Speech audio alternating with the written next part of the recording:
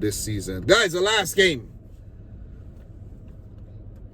Wolves 1, Liverpool 3. I feel for Wolves. I feel for Wolves, man, because they've been playing some good football this season. Lost a few key players, a lot of key players. Neves, Moutinho. They lost Raul Jimenez. They lost Adama Traore, and a few others.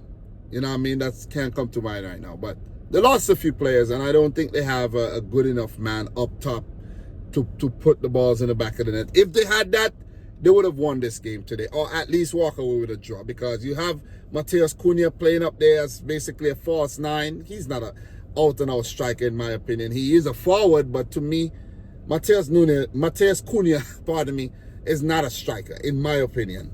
And he had an easy chance to put it away after they scored early through Hwang. Really, really good play. Hwang at the far post putting in.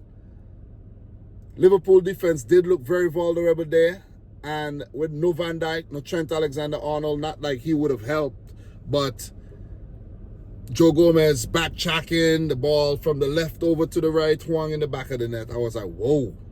But Liverpool, once again, just proved that they're a top team. Bounce back ability, keeping their poise, holding their nerve, and winning football games even when they're not at their best and when they're not pretty. And a lot of credit goes to Jurgen Klopp, because that was a horrific first half. Wolves, they were all over Liverpool. I was like, wow, Wolves look good. They should have got the second goal. One goal is not safe. It's never safe against Liverpool. Never. You're not going to succeed with one goal against Liverpool.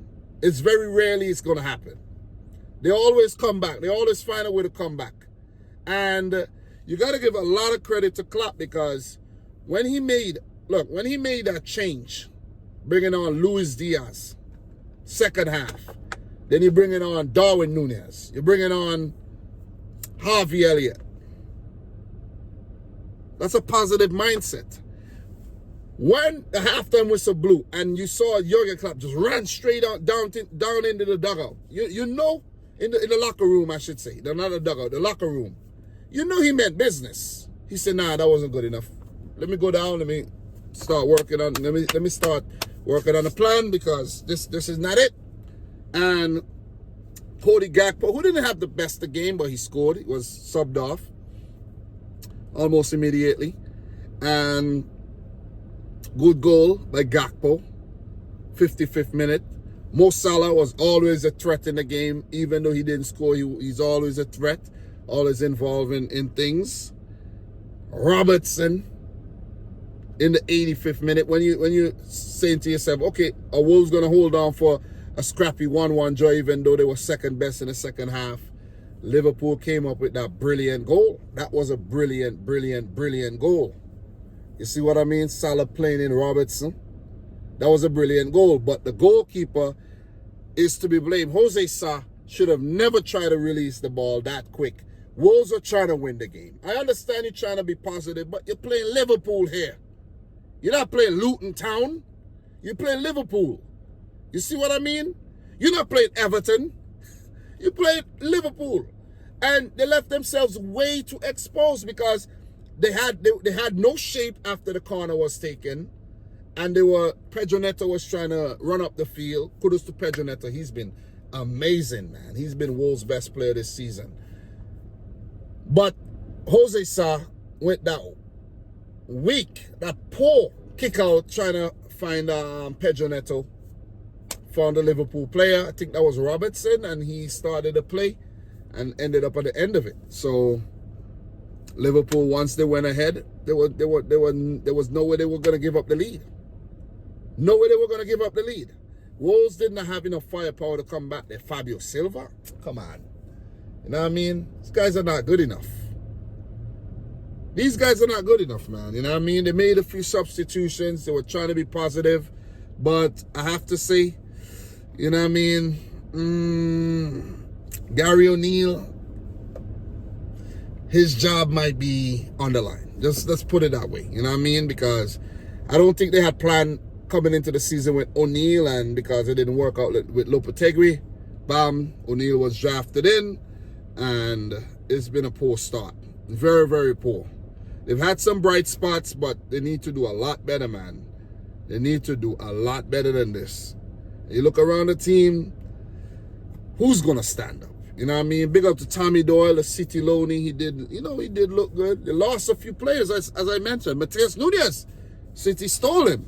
You know, so with Liverpool, you got to give credit to young Kwanzaa. Not a player I know very well, but you got to give credit to him.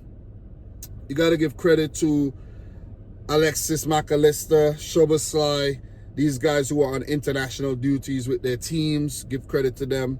Jota, even though these guys didn't have the best of games, you know, you got to give credit to the players who came back from international duties and did their thing. Curtis Jones as well in the midfield, you know, but Konate came off the bench. That'll be a good sign for Liverpool to show up things in the midfield, in the defense, as Kwanzaa went down with some cramp.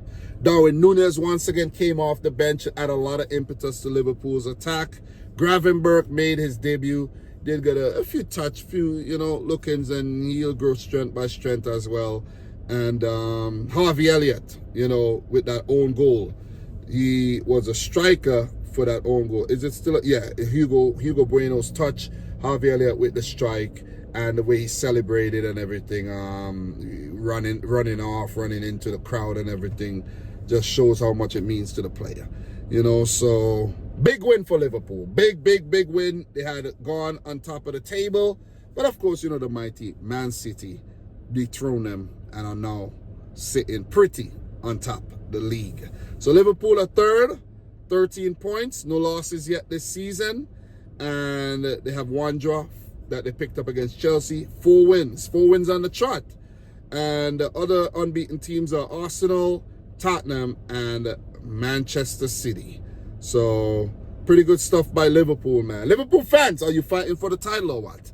I know you guys looking good for top 4, but are you going to fight for the title? Are you going to challenge Man City for the title? Because it's either challenge for the title or I don't want to hear anything. I don't want to hear anything else. Top 4 is not good enough. You got to challenge for the title. Top 2. Challenge for the title. Down to the last day. Don't talk to me.